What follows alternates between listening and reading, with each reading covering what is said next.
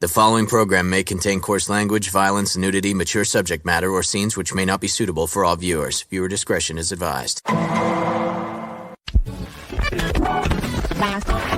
All Hit Radio.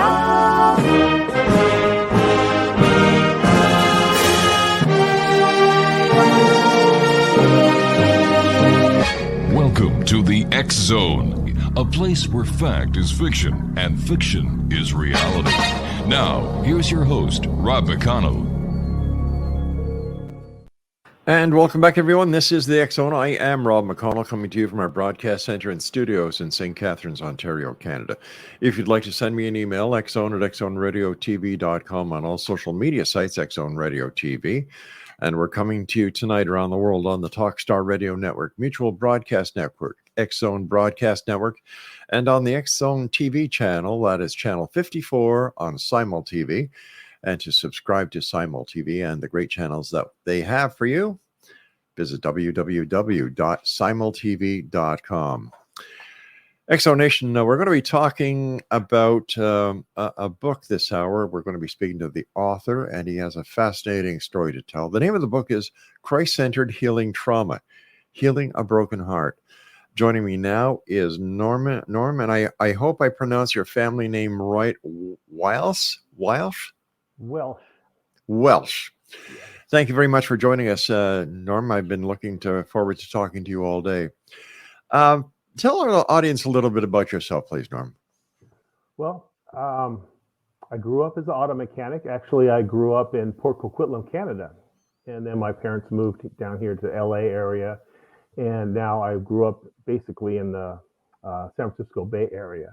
I was a police officer at the age of about 24 after working on cars.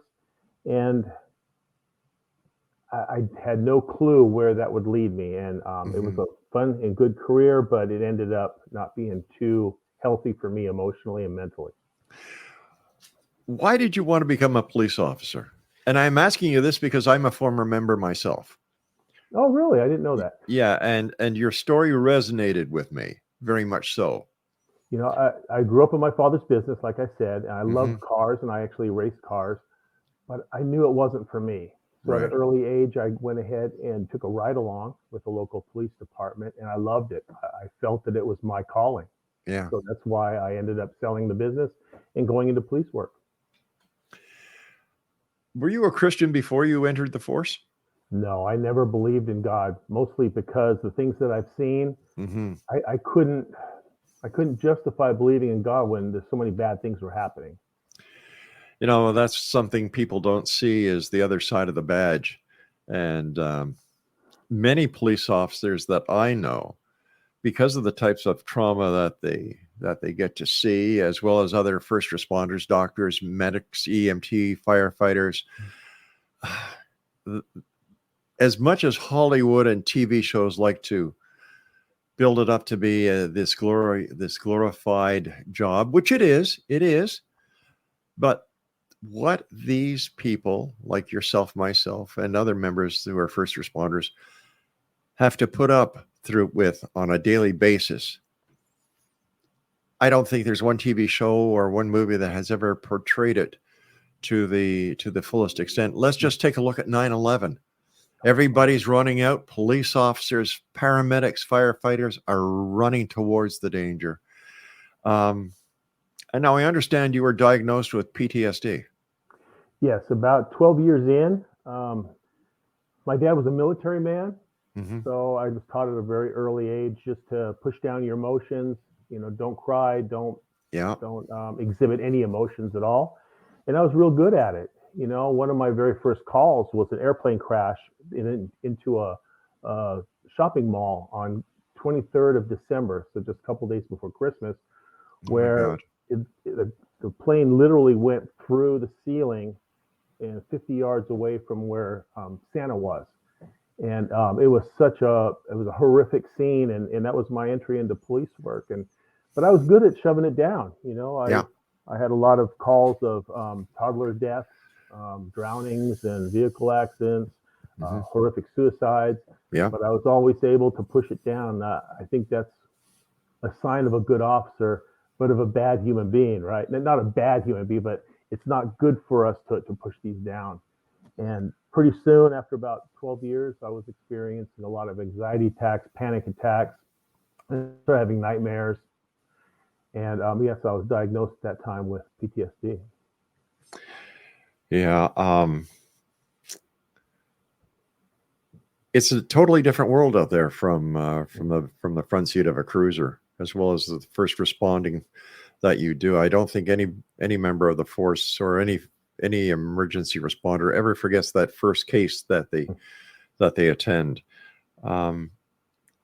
So once you were diagnosed with PTSD, what happened? Because I don't know about you, but when I was in the force, there was no counseling. There was nothing. I remember one of the worst times in my career was I was doing radar in front of a school zone.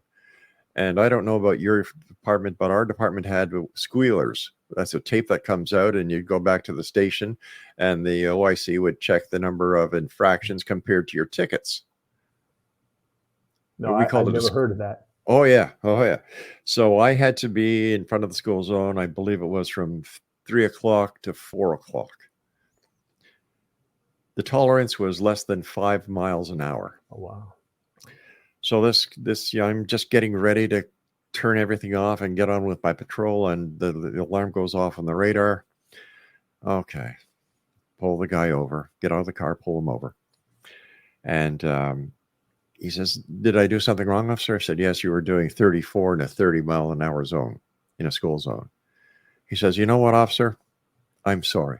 I'm really sorry. My wife and I are new to this neighborhood, and it makes me feel good knowing that you people are out there doing your job."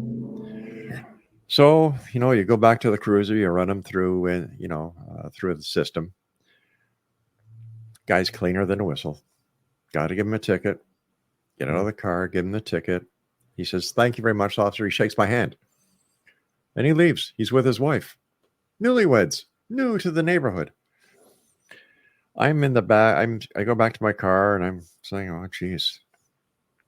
So you write the information on the back of the ticket, just in case it goes to court. A few minutes later, this car comes tear-assing towards me. And she says, "Officer, you better get to that corner. Bad accident. I'm sure somebody's dead." And I'm saying, "Well, wait a minute. The only car that went that way was the car I stopped." I get to the corner. One hell of an accident. He was killed at the scene. His wife is quadriplegic. And the lady who hit him was drunk, a member of the special part of society. She got off scot-free. I had to go back to the station, and I'm saying, "Oh, this is nuts." And the chief comes in. He says, "What are you doing here?" I told him. He says, "Listen, if you can't take it, put your badge and your gun on the counter and go home and don't come back. If you want to stay, go out and give more tickets." And that was the old way of thinking. Well, that's the way I grew up, definitely. Yeah. My very first fight was actually in a police academy. They teach only use as much force as necessary. So I'm chasing down this parolee at large in the middle of the night. I catch him. We wrestle, and I ended up getting a hold of him and arresting him. And I bring him back to the jail. I put him in the cell. And what happened was I had my knees were tore out of my pants. And my shirt was all dirty. And this old wily sergeant comes up, and he's looking at me up and down, shaking his head. He goes back into the cell, looks in the cell. Then he comes back out and he says, "I'm really disappointed in you. You look like this, and the guy in there has no broken bones whatsoever. If you ever do this again, you'll be walking a beat down the waterfront." In other words, beat the guy up, right? Yeah. And that's the old school way to do it. In the police academy, they had 3-hour block on PTSD. It wasn't really on PTSD. It was just job stress. Eat right, work out, and get your sleep. That was we didn't even have that. We didn't even have that. And I don't know about you when you were in the force, but all we wore was our uniform shirt. We didn't wear bulletproof vests. We didn't wear flak jackets. I think, what do we have? 38s back then before we got Glocks. Yeah. The bullets used to bounce off the bad guys' windows. Yeah, that was an option with us too. The first couple of years was no bad. Yeah. it was crazy, just crazy. But it's really got a lot better. But the problem is, just like you said, it's this police warrior culture, or in first responders in general, it's a warrior culture. Like you said, people run away, we go run in, and you can't appear weak, right? If I were to have gone to my superiors and say, hey, I last night I stuck a gun in my mouth and I really was contemplating suicide, that'd be it. I'd be done. And my career would be over, and nobody else would ever work with me again. And this is why we have to stop the stigma of this, and that's why I'm trying to go out and talk about it, because not everyone is going to go as far as I went, because I kind of went off the deep end. But we need to get out the word that it's okay to ask for help. Yeah, I too have PTSD, so I know exactly how you feel, my friend. You and I have to take our first break, Norm. Thanks very much for coming on the show, and we'll be back on the other side of this break as the X Zone continues with yours truly, Rob McConnell, from our broadcast center and studios in St. Catharines, Ontario, Canada. Don't go away. X Zone Nation, Norm Walsh is our special guest this hour. His website is Christ-centeredhealing.com. Before we went to the break, you said you went off the deep end. What happened? Well, not only the PTSD, but in 1998, I was diagnosed with a neuromuscular disease that really took away all my feeling and all my strength in my hands and my feet. It's similar to it is neuropathy, so it's similar to the diabetic neuropathy, where you get these ulcers on the bottom of your feet. And it's complicated by a disease called Charcot-Marie-Tooth disease, which atrophies the muscles in the extremities. So I was losing all my feeling and my strength in my hands and feet. Underwent about 30 surgeries in a 10-year period, and it was just devastating, because they were giving me opioids just right and left, which I'm not blaming the doctors, because they have a responsibility to stop the pain.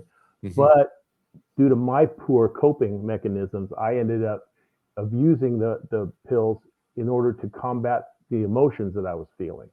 So in other words, when I felt anxiety or stress, I would pop a couple of the Vicodin or Demerol, and I would feel better. So that was going on for about 10 years. And during that time, I was still working, and I ended up getting promoted. But now I didn't admit it at the time, but now looking back, I was basically a pill addict, a working pill addict. And I got promoted to commander, and I was in charge of a narcotic task force at that time. Well, wait a sec, hold on. You were in charge of narcotics, and you were, okay. Yeah. It's hypocritical, right? But I never drank alcohol. All my friends were drinking, and most of the guys I knew, they were drinking. So in my mind, it was like, well, wait a minute, these are prescription meds. It's nothing big. It's making me get through the day. We all, when we're addicted, we all make excuses and we all justify our actions. Yeah, many nights were spent at the local pub after shift. So I understand. I understand, but it must have put you in a very compromising situation. Well, nobody knew about it until a little bit later. And then, so I was dealing with both those things. And then finally, the last straw was I had a daughter that was about 24 at the time, and she ended up getting liver tumors. Oh, my God. It was a really poor diagnosis, and only UCLA Medical Center down in LA could do the surgery, and they gave her a 50% survival of the surgery chances. And then I just went off the deep end. I didn't care anymore. I didn't know it at the time, but now looking back, I basically was in a self-destructive mode. I was doing whatever I could. I was doing very, very, very dangerous things in work. I was putting myself in dangerous situations where I was almost hoping that maybe I would get shot and killed so I could go out the easy way, right? And then die a hero instead of dying from this disease or just dying from a bullet to my head for myself. And I ended up listening to a guy who I thought was a friend who wasn't. Again, this isn't his fault. I made these decisions, so I'm not blaming him, but I'm just telling you what happened. And he needed some money, and he ended up needing some drugs to sell to get this money. And I ended up stealing some drugs out of the evidence room to give to him. And to show you how bad of a drug dealer I was, the first drug deal, I was caught. So after 16 years of being a narcotics agent, my first drug deal, I was caught, but good thing. I mean, that was God working in my life, I believe. What kind of a sentence did you get? 14 years. My Lord. You know, here in the States, we have a 10-year mandatory minimum for 28 grams of methamphetamine. So it ended up being a 14-year sentence. She gave me an extra 4 years just for my job, which I get and I understand. And it was worth it. If God came down right now and said that, hey, let's do a do-over and I'll make it so you don't have to go to prison, I wouldn't change a thing, because I learned so many things in prison about why people do the things they do, the difference between us and them, you know, because that's the police mentality is cops versus everybody else, you know. Good guys versus bad guys. Yeah, or not even bad guys. Everybody, even if you're a victim. I mean, I gave up friends because they had a DUI, you know, and I gave up friends because they smoked marijuana, and it's crazy. It was just dumb. Hey, I can't associate with this guy no more. And so I learned so many things, and I became a much better person, you know. And even though I love police work, I'm a better person now, and I enjoy myself. You know, I enjoy being who I am, and I'm comfortable with who I am, and I like my life, which I never did before. How's your daughter?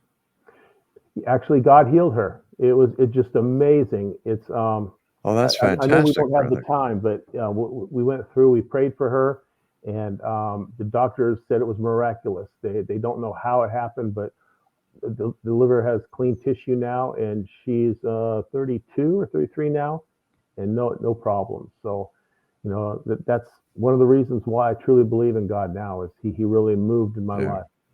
Let me ask you this before we talk some more about your book. What was it like for you as a former cop being in prison? Did these prisoners know who you were and what you did? Well, at first, the first year, I was in a suicide cell all by myself, being in solitary confinement for 3 days. Every 3 days, they would let me out for 1 hour, and then that was it. So the first year was very, very difficult, but it gave me an opportunity to reflect, to read the Bible, study. So it wasn't all that bad, but it was rough. I wouldn't wish solitary confinement on my worst enemy. So then when they sent me to the federal prison in Fort Worth, Texas, there was a lot of cops there, but I lied. I said that I was a fireman, because everybody loves firemen. You know, they hate cops that love firemen. So the first year I lied, and then God put it on my heart and said, hey, you know, if you really want to make a difference, you know, you're going to have to tell the truth. So the people that I knew, I told, and of course, word got around. There was a couple confrontations, but never anything violent, but it had the potential to be. But I had learned by that point humility, and just to humble myself, and just to, because back in the old days, I would have fought, right? I would have stood up for myself and fought, but it's not worth it there. And so it was rough, but it was bearable. When did you let God into your life? Well, it was while I was out on bail. You know, I bailed out. I was stressed out to the max, as you can imagine. And my wife and I were just sitting there one night, and the phone rang, and it was a pastor from a church, and he was a friend of my dad's. He tried to talk me into coming to church, and I was kind of just blowing him off. You know, I didn't want to go to church. But then he asked if he could pray for me, and he prayed for me, and he prayed the sinner's prayer, and I had no clue what the sinner's prayer was. And he said, do you accept Jesus as your Lord and Savior? And I said, yeah. You know, I didn't really know what I was saying. I just was kind of trying to get rid of him. I said, yeah. And then so we hung up. I went back, and I started feeling better, right? Like a weight was lifted off my shoulders. And my wife had grown up Christian all her life, but she was afraid to talk to me about it because of my strong views. We started going to church. It was just amazing. I really didn't buy into it until my daughter was healed, but I felt good. I felt at church, even though these were a lot of addicts, a lot of criminals in there, tattoos everywhere. I mean, back then, if you had a bunch of tattoos, you were a criminal. Right now, even cops are all tatted up. But back then, it was like it. And it was amazing. It really was amazing. And so God healed my daughter. Then ended up going to prison. And I ended up learning, while I was in prison, I got my master's degree in theology and counseling. I went on to get my doctorate degree in Christian counseling. And while I was looking through the scriptures and doing a dissertation, matter of fact, the dissertation was the book, I learned the ways that God promotes healing, and it really parallels secular ways. And then before I got out, I got my certificate in drug and alcohol counseling. So right now I'm a drug and alcohol counselor and a certified chaplain. Good for you, my friend. Good for you. Tell us about your book. Well, the book is really about how God heals. I mean, I would have never thought God would heal. But once you go through the steps, you learn who God is and who he believes you are. It's freeing, right? It's truly freeing. Now, there's a lot of work you got to do. You got to look in and you got to look your responsibility for your trauma, because we all have our part in our traumas, and we got to ask for forgiveness, and we have to forgive those who injured us. So it's a lot of journaling and a lot of self examination. And I detail everything out in the book. It's a little bit long, but I go into Bible study, why you should believe that the Bible is real, why you should believe God truly heals. And then I go into all your emotions, why we have these emotions and how they negatively affect us, and go into prayer. And so it's an all-inclusive kind of book. Maybe it's more for a Christian counselor, but I think it's for everybody that has trauma or knows anybody with trauma. Christ-centered healing trauma, healing a broken heart. How long did it take you to write it? About 3 years, but I was in prison at the time, so it gave me something to do. So I wrote, and then I sent it out to a publisher before I got out, and they liked it. And when COVID hit, I actually had 3 more years to go. When COVID hit, they let me out. It was almost like a godsend, let me out 3 years early, and I was on home confinement, and I'm just completing the government's requirements now. And I'm blessed. I'm doing really good. I'm really happy that the way things came out. Now I'm still suffering a lot of guilt and shame from the things I did, because I was trusted to do a job, and I betrayed that trust, and I betrayed a lot of officers that are hardworking, honest guys that got a lot of scrutiny because of what I did. But personally, I'm a much better person now. Sounds like you had 2 miracles that I can see. Number 1, the miracle of the curing of your daughter, and number 2, being released early. And what was it like when you were in prison? You found Christ. You've got this weight being taken off your shoulder, and the fog is lifting. And you realize that, hey, here I am. I'm on a mission. How did that make you feel?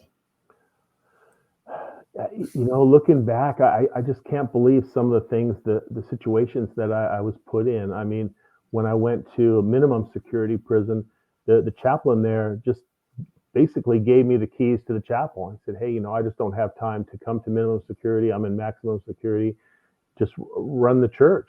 So I ran the church. I did the sermons. We did classes.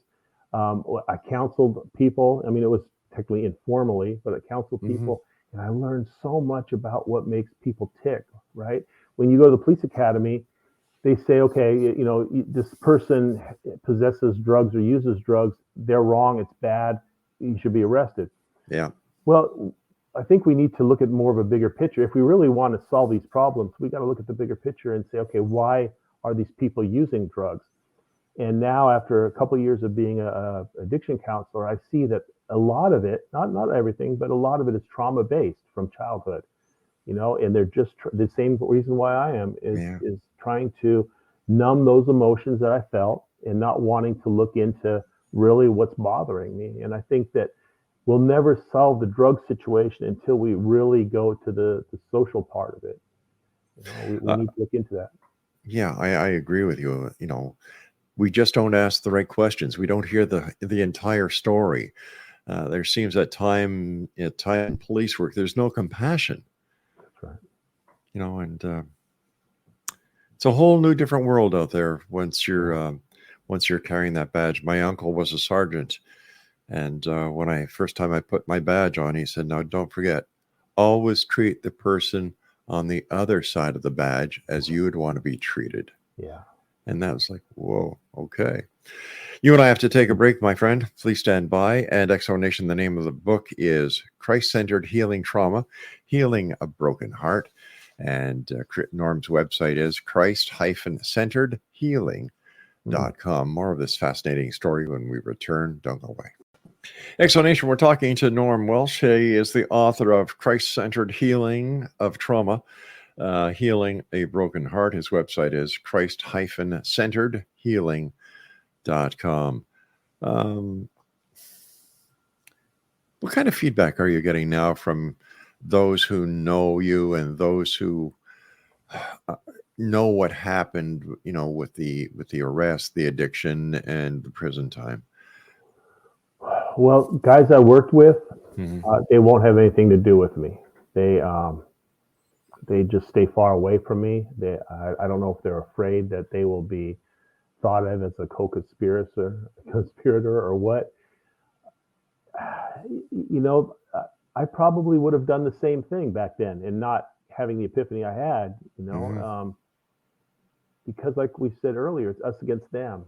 And now that I'm labeled a criminal, that there's no love. Now there are guys that have been through some stuff that have reached out to me and we talk and they said, yeah, I understand, thank God that when I was drinking, I never got a DUI crash and killed somebody, which could have easily been, so a lot of these guys that are shunning me are basically hypocrites because they're doing dangerous stuff too. And it's just, we're all on that fence, right? We just got to tip one way or the other, but there are a lot of good guys that are working out there. They're trying their best. It's just that this culture does not allow us to seek out help. And I think that needs to change.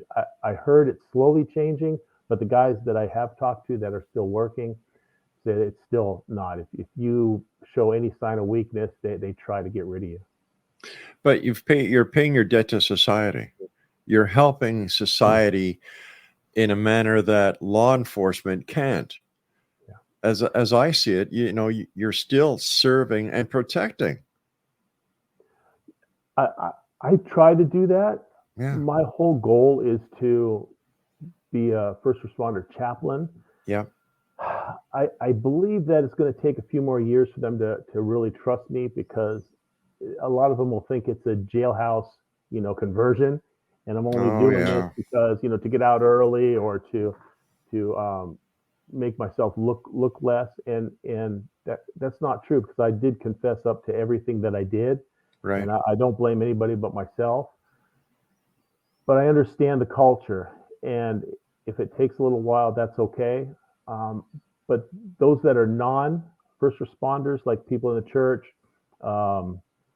people that have suffered other types of trauma that's outside of the first responder community, are being received real well, a lot better than I ever thought I would, because that guilt and shame is still there. I mean, when I go into a crowded place, I kind of put my head down and I kind of try to be inconspicuous because I'm afraid to be recognized. But I mean, that's 12 years ago and nobody should ever recognize you, but it still plays on your psyche, right? That Sure. guilt, shame. But I do get a lot of good response from people that are not in law enforcement. If you don't mind, can we just talk about your daughter's healing? Sure. Yeah. So tell me the story. Your daughter was diagnosed with So just before my arrest, right. she was diagnosed with these tumors on her liver. Right. And there was one tumor that was wrapped around an artery, and that was the one that was really dangerous.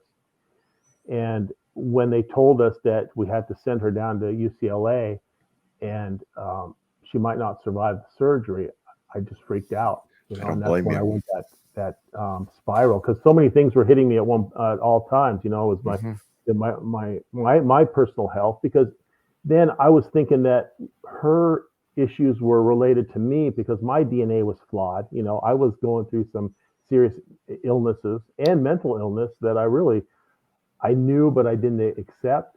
So I blamed her illness on me, right? So I put all that weight on me.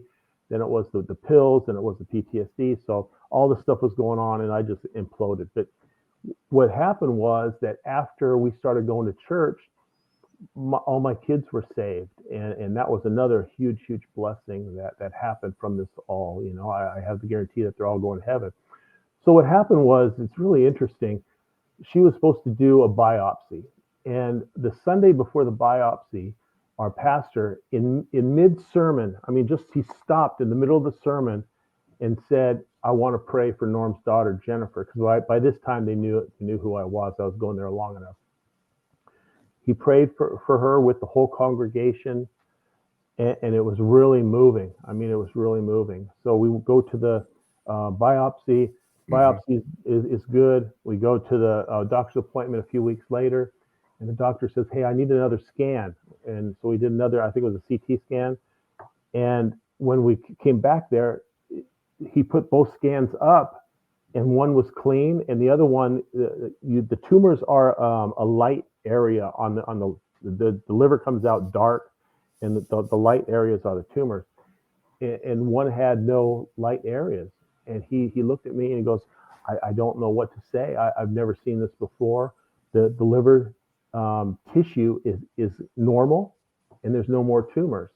And then I got mad. I mean, I really freaked out because I thought it was an improper diagnosis, you know. And I started yelling at him. And he said, no, I have secondary opinions here from UCLA. And I looked through it. And that's when it hit me. That's when I truly believed that there was a God. It's when he healed her. And she hasn't had a problem since. I mean, there's no other explanation. I mean, you know, if you don't believe in God, you can just say it was a miracle, and that's fine. You know, I'm not trying to push God on anybody, but for me, I truly believe it was the healing from God. And I truly believe that God knew that in order for me to fully believe, I needed to have something big happen. Yeah. Well, how can anybody say they believe in miracles if they don't believe in God?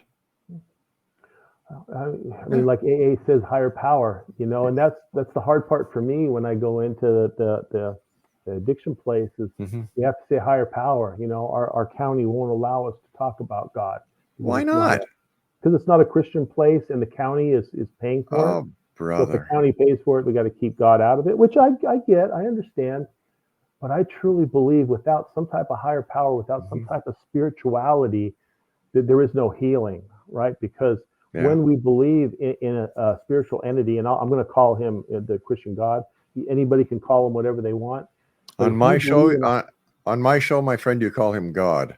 All right, good. I didn't know for a fact, but even if it's just a higher power, if you believe something is greater than yourself, and then there's a reason for things that happened, then it takes the pressure off, and it takes the anxiety off, and it allows us to just go with the flow, because there's a reason why God allows things in our life, you know, and ultimately it's going to be for our good, even though it's going to be a painful thing. Like my thing, it was very painful for many years, 10, 15 years. It was terrible. But now I'm living the peace and joy that I should have been living back then. But I had to go through some pain in order to feel what being happy and at peace really means. I love your story. Please don't take that the wrong way. You know, I'm a Christian. I'm proud to say that. Good. I believe in God. I'm proud to say that. And I don't think that anybody should doubt the power, because miracles are around us each and every day. Look at the smile on a child's face. Take a walk through the forest. Look at the sky. Look at the stars. Yeah. You know, what's there not to believe in? But that's just coming from a guy who talks to people about ghosts, hauntings, UFOs, Bigfoot, and everything else. But you're right. But if you're like a person like me, where you grow up and you see a lot of Christians that are hypocrites, right? A lot of the Christian police officers I knew were cheating on their wives. They were drinking to excess and stuff. And then you see how children are victimized and how elderly people are victimized. And you go, well, how can there be a loving God? And it's tough to understand, but God has his ways. And my next book that's coming out is Why God Allows Pain and Suffering. And I think I'm going to try to explain that in there from the scriptures. But there's a plan and a purpose. There's a purpose to your pain. If you're an atheist, there is no purpose to your pain, right? Life is just a series of random events. Yeah. But if you're a Christian, you know that this thing going through my life right now, I may not like it, but it's teaching me something. So instead of praying away, like, God, take this from me, no, God, teach me what you want me to learn. Show me what you want me to learn from it, and how I can be a better person from it. And I think that's the key. But most of us don't do that, and that's how we end up in addictions. We try to numb our feelings. We try to cover those emotions. We try to just fill those holes with alcohol, drugs, sex, gambling, whatever you want to call it. And it'll never make us happy, because that hole that we're trying to fill is God-shaped. Norm, please stand by. We've got to take our final break for this hour. And X Zone Nation, our guest is Norm Welsh. His website, Christ-centeredhealing.com, and he's the author of Christ-Centered Healing Trauma, Healing a Broken Heart. We'll both be back as we wrap up this hour here in the X Zone from our broadcast center and studios in St. Catharines, Ontario, Canada. Don't go away. Welcome back, everyone. Don't forget, you can watch some other great shows on the X Zone Broadcast Network by going to www.xzbn.net, including A Different Perspective with Kevin Randall. His website is kevinrandall.blogspot.com. And for Mission Evolution with Gwilda Wiyaka, visit www.missionevolution.org. First of all, Norm, I want to thank you ever so much for coming on the show and sharing your story. And I wish you and your family nothing but the best. I guess you went from cop to warrior for Christ. Yeah, really. I mean, it's amazing. Nobody would ever believe, if you'd known me 15 years ago, that I would be preaching or I would be teaching anything about God, And I thank you for the opportunity to tell my story. Again, I'm not here to brag or to belittle my acts, but to show people that this slippery slope that we sometimes get on is very easily to fall into. And if we see our negative emotions that are really starting to take hold in our life and make us feel bad, that we got to seek out help, and if I could just touch one person, this whole thing would be worth it. The pleasure is all ours to have you on the show tonight. And your story, I'm sure, is touching hearts around the world, opening up some eyes. And what would you like to share with the X Zone Nation tonight? What's your message? What's your heart telling you? That there is hope, right? I thought hope was lost.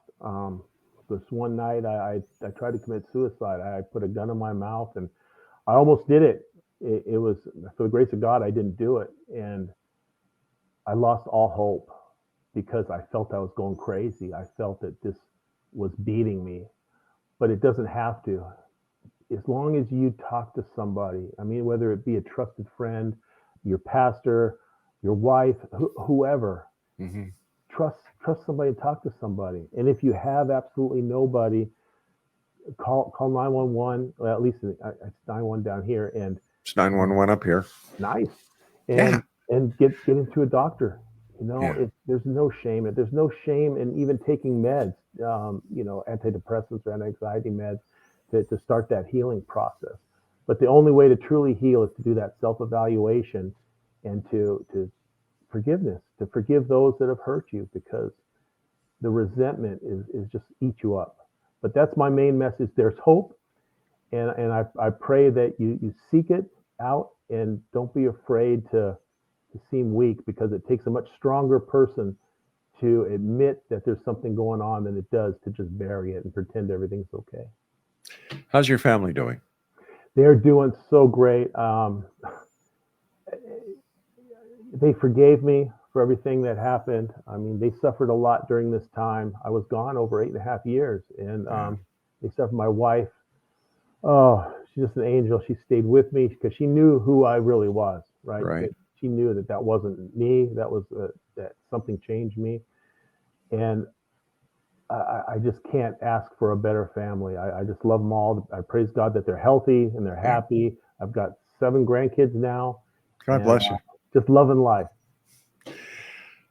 As I said, Norm, thank you so much for coming on the show tonight. I appreciate this hour that I've spent with you. And the door is always open.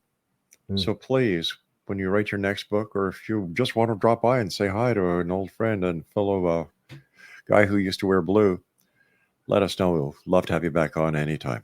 That would be awesome. So same to you. If you ever need anything, just let me know. All right, brother. God bless you. Take care of yourself. And X-Zone Nation, if you'd like to get a copy of Norm's book, it's entitled Christ-Centered Healing Trauma, Healing a Broken Heart. And his website is christ-centeredhealing.com. Norm, take care of yourself. God bless you, my friend. I love you. Bye-bye. Thank you. Bye-bye. My pleasure. And that's it for this hour, X-Zone Nation. Wow, what a story. You don't have to be ashamed to believe in God. You know that? I don't know why people kind of whisper, yeah, are you a Christian? Yeah, I'm a Christian. Yeah, I go to church. Yes, I believe. I celebrate Christmas. I celebrate Easter.